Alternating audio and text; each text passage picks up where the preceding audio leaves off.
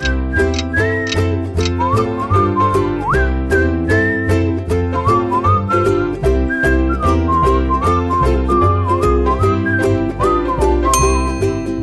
meu amigo, minha amiga, estamos iniciando mais um programa Tempero.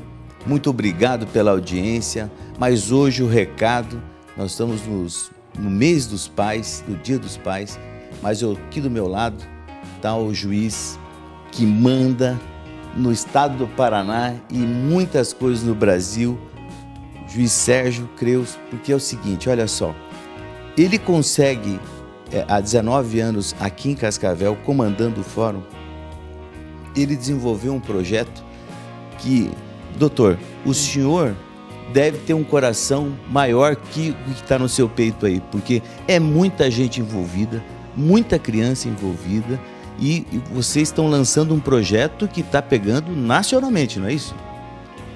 Bom, em primeiro lugar, obrigado pela oportunidade, João Paulo, telespectadores, é realmente uma alegria estar aí no seu programa.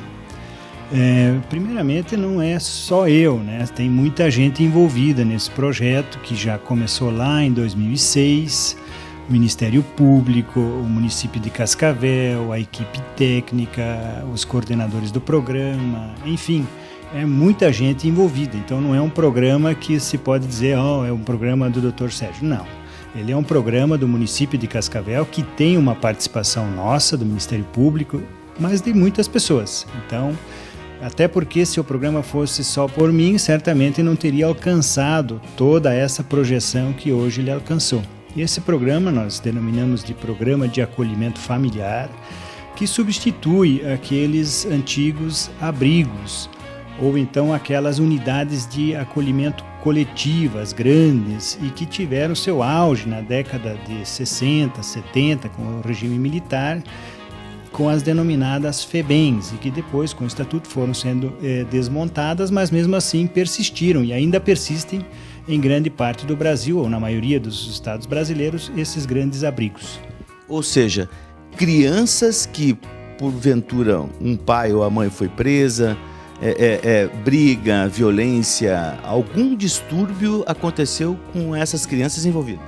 Sim, a justiça muitas vezes ela tem que interferir nessas relações familiares. Claro que de forma excepcional, mas há essa necessidade. Então, por exemplo, uma mãe que é usuária de drogas, que deixa os filhos em abandono, não cuida, negligencia, maltrata, ou um pai que é violento, que bate nas crianças, enfim, ou muitas vezes a criança percebe que ela está sendo mal cuidada. Então há necessidade de interferir nessa relação. Quando as medidas de proteção, quando as medidas que a rede municipal aplica nessa família não dão resultado, nós não temos alternativa a não ser proteger essa criança, retirando-a daquele ambiente familiar em que ela está sendo vítima de abuso, de negligência, enfim, dessas situações. Então, nessas situações, o normal ou o tradicional é colocar a criança ou o adolescente dentro de um abrigo. Aqui, um monte de outras crianças. Exatamente, como funciona na maioria das cidades do Brasil, né? Ou seja, existem as instituições onde elas vão, onde ficam até que se resolva a situação jurídica daquela criança ou daquele adolescente.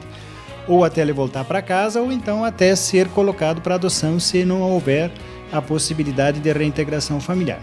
No nosso caso, então, essa criança, ela não vai para o abrigo, ela vai para uma família que é previamente cadastrada, é preparada para isso, tem o acompanhamento de uma equipe técnica, de psicólogos, de assistentes sociais, onde ela tem, evidentemente, um atendimento diferenciado daquele que nós conhecemos nos acolhimentos institucionais. O senhor estava me contando que a diferença é gritante, porque num abrigo, como o senhor falou, toma café com uma pessoa, é trocada por outra, dorme com outra, o brinquedo não é dela, o pijaminha não é dela, então foi praticamente uma humanização esse projeto, não é isso? Olha, sem dúvida. Primeiro porque no abrigo, como você bem disse, há um atendimento coletivo, né? Não há uma individualização desse atendimento. Então a criança vai ter que comer a comida que todo mundo come, se ela não comer, ela não come, enfim. ela tem os mesmos horários, os horários são rígidos, as vestimentas muitas vezes são coletivas, às vezes nem mesmo os brinquedinhos ela tem, a bonequinha que ela vai dormir de noite não é dela, é coletiva. Então, essa situação deixa a criança sem alma, ou seja, a criança não consegue formar vínculos com ninguém e a criança vive praticamente isolada. Até mesmo a rotatividade das crianças e dos funcionários faz com que ela não consiga sequer criar vínculos com aquelas crianças que lá se encontram. Ao contrário do que acontece com o acolhimento familiar, onde ela tem um atendimento individualizado, é uma criança por família, a não ser que sejam grupos de irmãos. Essa criança vai ter a sua roupinha, vai ter o seu calçado, vai ter o seu brinquedo, a sua boneca, enfim, a família vai estar voltada para os interesses dessa criança. Então, obviamente que esse atendimento ele é muito superior ao acolhimento institucional. E olha, vamos fazer o seguinte, vamos chamar o intervalo, porque essa conversa boa e esclarecedora com o Dr. Sérgio Luiz, nós vamos continuar no próximo bloco.